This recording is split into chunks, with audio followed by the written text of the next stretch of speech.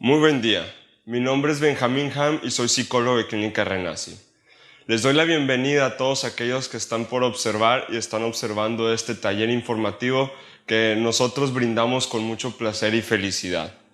Dentro de lo que es esta campaña que estamos hablando del tema de recaída en las adicciones, hoy en día vamos a hablar de un tema que es vital analizar, ya sea individualmente, familiarmente y colectivamente, que es el tema de factores de riesgo y protección.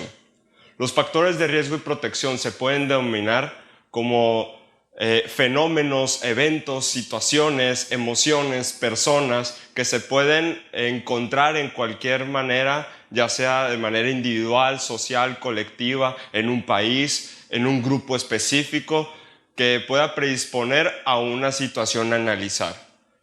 Dentro de lo que es la situación a analizar, que es la recaída o el consumo de sustancias o alguna adicción comportamental como la codependencia, ludopatía, el juego, el dinero, sexo, etc. Lo que es el tema de recaída es importante analizar desde una visión individual y colectiva. Dentro de lo que son los factores de riesgo y protección, se pueden denominar como aquellas variantes que predispongan a que suceda la conducta, en este caso lo que es el consumo de sustancias o la adicción conductual, o que pueda proteger de esta conducta a analizar. Dentro de ellos se pueden ver 4 tipos de factores de riesgo o de protección. Para hacer esta diferencia, antes de entrar con los tipos de factores, los de riesgo son aquellos que predisponen a que suceda, que faciliten la conducta. Los de protección son aquellos que reducen el impacto o eliminan estas variantes que puedan facilitar y predisponer a que suceda esta situación. Dentro de ello se puede analizar que dentro de la teoría de factores de riesgo y protección siempre va a ser más significativo, o el objetivo es buscar cuál es el más significativo, cuáles son los factores más significativos, ya sea para crear estrategias, acciones, movimientos para ir tratando de eliminar el riesgo y ampliar la protección. Dentro de los tipos de factores de riesgo y protección se pueden encontrar 4 tipos. El primero de ellos, y el más importante a analizar, ya que son los más significativos, son los individuales o los personales. Dentro de los factores personales, hablando en la conducta de la recaída en sustancias o de una adicción comportamental o conductual, se pueden encontrar dentro de estos ejemplos de los factores individuales o personales lo que es las rutinas, el ocio, los defectos de carácter, el manejo emocional, autoestima, dentro de ello quizás algún trastorno mental. Aparte de ello, conductas que favorecen, entre ellos los hábitos, como se menciona dentro de las rutinas, que pueden llegar a ser insanos. Dentro de ello también tiene que ver mucho lo que es el estar analizando el mantenimiento, ¿no? Los factores individuales o personales son aquellos que solamente involucran a la persona que está en riesgo o que tiende a querer desarrollar una protección. Dentro de ello, pues como factores de protección pueden entrar, por ejemplo, el reajuste de amistades, lo que puede ser un reajuste en el cronograma de actividades de la rutina, el eliminar hábitos insanos e empezar a implementar nuevos hábitos, lo que son las redes de apoyo o un hábito de tener redes de apoyo. Esto puede decir como tener una rutina de ir a los grupos, de ir a terapia, de estar yendo a la iglesia, ya sea el gusto o la necesidad de cada uno. Dentro de ello pues también está, si es necesario, pues la toma de medicamento como un factor de protección. A partir de ahí pues vienen las herramientas personales para ir lidiando con las situaciones del día al día, situaciones de estrés, situaciones de conflicto, que es como el manejo de emociones, identificación de emociones, el manejo de ansiedad. Dentro de ello pues tener herramientas para tener una autoestima sana, ¿sí? Habilidades sociales para poder socializar dentro de ello, aunque entra como un factor personal, pues es bueno tener estas herramientas para ya entonces desarrollar factores de protección sociales, que es el siguiente factor a analizar. El segundo tipo de factor de riesgo o de protección es el familiar, ¿sí? Dentro de ello se puede denominar cómo la familia te puede poner en riesgo o te pone en protección de una recaída de esta conducta a analizar, que es la recaída del consumo de sustancias o la conducta nociva, insana, patológica o adictiva, ¿no? Dentro de ello, pues la familia cómo puede poner en riesgo. Dentro de ello entran los ejemplos más básicos, que dentro de la familia haya un consumo, más que nada, ¿sí? Dentro de que la familia haya un consumo, ya sea de alcohol u otra sustancia, eso puede predisponer un riesgo para la persona. También está el riesgo donde la familia no entienda la situación, no tenga la conciencia o la información de lo que sucede con la persona que está pasando por un proceso de rehabilitación, en este caso. ¿Cómo es esto? No entender que la persona tiene una enfermedad, trastorno por consumo de sustancias, puede llegar a tener trastorno depresivo, trastorno de esquizofrenia, TDAH, bipolaridad, etcétera, ¿no? Por mencionar uno de los trastornos mentales más comunes dentro de lo que es ligado al tema de adicciones. A partir de ahí, pues como la familia no entiende la problemática, tiende a tratar a esta persona como si fuera una persona normal, como entre comillas, a una persona que es como cualquiera. Pero no, esta persona tiene una condición en donde cual se tiene que tratar de una manera. Por ello, también entra lo que es como factor ya de protección en algunos ejemplos, que la familia pues vaya a terapia, se atienda, modifique su estructura familiar, cree hábitos nuevos e intente eliminar o erradicar estos tipos de factores de riesgo, como es el consumo en casa, como es el consumo permisivo, ya que muchas familias pues dice yo permito que tome alcohol, fume marihuana, fume tabaco, pero ya no le permito todo lo demás. Cuando estos primeros, que son las drogas de inicio, o las drogas de inicio, pues obviamente facilitan a que más adelante la persona recaiga en las drogas ilícitas.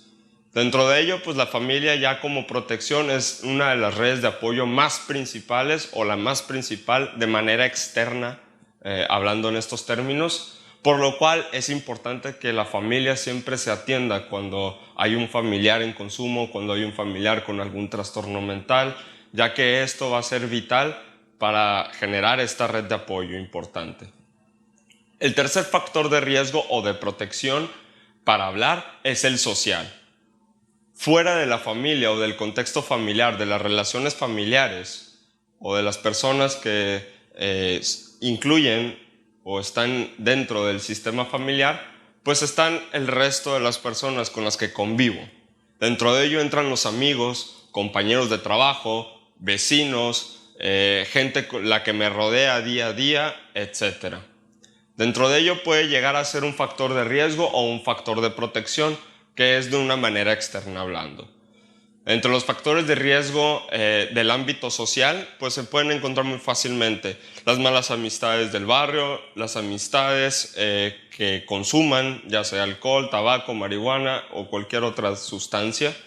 Dentro de ello, pues están las amistades que tampoco no comprenden la situación y se les hace muy fácil pensar que la persona, pues otra vez hablando igual que la familia, pues es normal, no tiene una condición, no genera un consumo problemático, etcétera, etcétera. Dentro de ello, pues siempre va a ser vital lo que es el reajuste de amistades para llegar a factores de protección sociales. Dentro de ello, pues es eliminar estas variantes de riesgos sociales, esas malas amistades, esos compañeros que no comprenden, esos compañeros que facilitan también, y empezar a introducir lo que son las relaciones sociales ya más sanas, relaciones sociales que puedes encontrar en las redes de apoyo externas de comunidad. Esto puede ser pues amigos del grupo, gente del grupo de AA, de NA o del grupo en el que vayan. Compañerismo en terapias grupales, por ejemplo. Se invita mucha gente, por ejemplo, en talleres grupales terapéuticos, cursos inclusive, y ahí puedes encontrar amistades, gente que les interesa el mismo tema, quiere crecer personalmente, y dentro de ello pues también amistades dentro de la iglesia, compañeros dentro de la iglesia que te pueden apoyar durante momentos difíciles, pueden estar contigo y generar un compañerismo y una amistad sana, plena. Dentro de ello, pues también ya entrando a lo que son los factores de comunidad, que está muy ligado a lo social, entran de lado, ya dejando de lado a las personas, los lugares donde yo me desenvuelvo, donde yo me ubico, donde yo me la paso mayor parte de mi rutina, de mi tiempo, ya que en esos lugares voy a encontrar a las personas, que son los factores sociales. Pero el factor de comunidad también es importante analizar. Esto tiene que ver mucho en donde vivo, donde frecuento, donde es mi zona de confort, ¿sí? Y donde me la llevo prácticamente. Dentro de las zonas o lo que son los factores de riesgo en tema de comunidad, pues puede ser el vecindario donde vivo, puede ser el parque que está en la esquina de la casa, porque ahí se junta gente que consume, puede ser los lugares donde frecuento, en el trabajo, en la escuela, ¿sí? Dentro de ello también puede ser lugares, por ejemplo, el gimnasio, puede ser que si al lado de la biblioteca, que por esta calle, este bulevar, etcétera, etcétera. Lugares donde se me pueda encontrar mucho riesgo, sí, prácticamente eso. E inclusive pueden entrar pueblos, ciudades, etcétera. Esto, para ir cambiando esta dinámica del factor de riesgo y protección en tema de comunidad, puede ser el desarrollo, o es lo más sano hacer, el desarrollo de zonas seguras, ¿sí? Primero que nada, el no frecuentar estas zonas de riesgo, ¿sí? No frecuentar estas zonas de riesgo, pero también desarrollar zonas seguras para atender, para llegar, en dado caso que pues tuve un conflicto familiar, en ese momento pues me tuve que retirar a un lugar, ya sea clínica, ya sea un grupo, ya sea irme a terapia, ya sea la iglesia también, etcétera. Dentro de ello, pues también puede ser la casa de un familiar que yo sé que no voy a tener un riesgo ahí y voy a ponerme a salvo dentro de ese lugar. Para esto también hay que ver cómo está todo esto estructurado y ligado.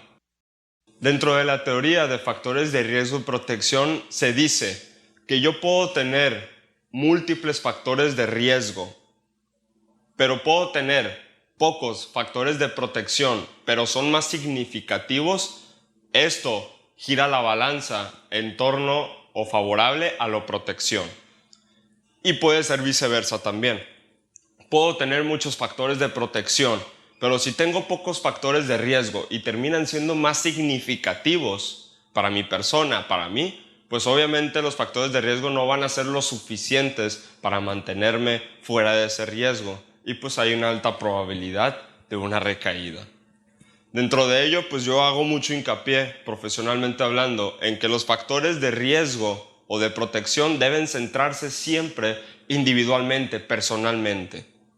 Dentro de ello, puedo tener múltiples factores de riesgo externos, es decir, familiares, sociales y de comunidad. Pero si yo individualmente estoy reforzado, estoy trabajado, tengo las herramientas, tengo las estrategias, tengo acciones, tengo planes de acción, todo eso que refuerza y crea una protección amplia, terminan siendo más significativos que los factores de riesgo externos. Pero eso no quiere decir que siempre esté esa predisposición, esa probabilidad ahí latente. ¿Por qué? Porque estoy rodeado al final de cuentas de riesgo.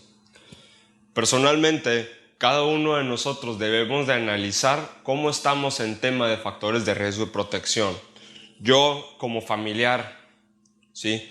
¿Cómo veo estos factores de riesgo en mi familiar que está en un consumo problemático de sustancias o en una conducta insana, adictiva? ¿Cómo es que mi familia está en tema de factores de riesgo y protección? Porque puede ser que un familiar sea el que esté consumiendo sustancias, ¿no? Esté consumiendo ya sea alcohol, tabaco, marihuana o otras drogas ilícitas, pero tengo otro familiar por otro lado que está pasando por otras situaciones, exceso de trabajo, estrés laboral, ansiedad, depresión, etcétera, etcétera. Entonces ver cómo está también esto arraigado en mi familia no solamente con mi familiar directamente que presenta el consumo problemático de sustancias, sino cómo está en mi familia, cómo está en mi sociedad, cómo está en mi comunidad, todo esto, pues. Dentro de ello, pues es idear estrategias desde lo individual a lo colectivo para ampliar la protección, para reducir estos riesgos o eliminarlos si se puede. Por mi parte, si hay alguna duda, algún comentario, pues se pueden acercar a Clínica en nuestros números de teléfono para ir ideando y creando este tipo de estrategias.